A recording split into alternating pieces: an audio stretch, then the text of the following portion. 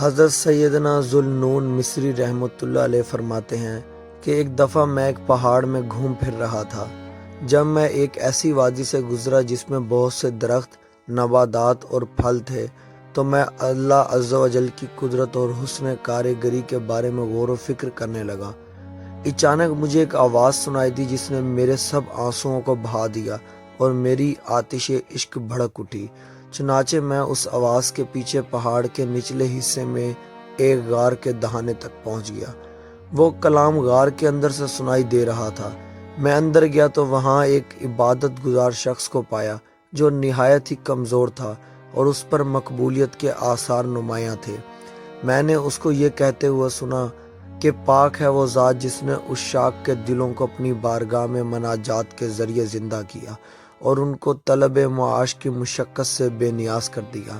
اب وہ صرف اسی پر بھروسہ کرتے ہیں اور اس نے انہیں اپنی محبت کے لیے چن لیا تو اب وہ صرف اسی کے مشتاق ہیں۔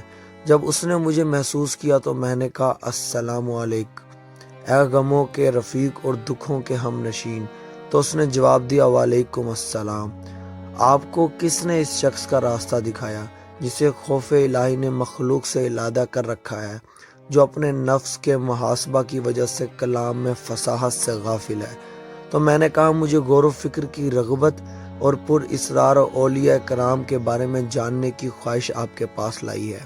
تو اس نے کہا اے نوجوان، بے شک اللہ کے کچھ بندے ایسے ہیں کہ جن کے دلوں میں ان کے اپنے محبوب حقیقی سے انتہائی محبت اثر انداز ہوتی ہے، تو اس کے ساتھ شدید محبت کی بنا پر ان کی ارواح عالم ملکوت میں سیر کرتی ہیں اور اللہ کے جمع شدہ خزانوں کو دیکھتی ہیں، تو ذات باری تعالیٰ ان کو اپنے جمال کا مشاہدہ کراتی ہے اور وہ اس کو اس طرح دیکھتے ہیں کہ ان کے دل میں اس کی محبت آباد ہوتی ہے اور ان کی روحیں ان سے ملاقات کے لیے اڑتی رہتی ہیں اور وہ دنیا اور آخرت کے بادشاہ ہیں۔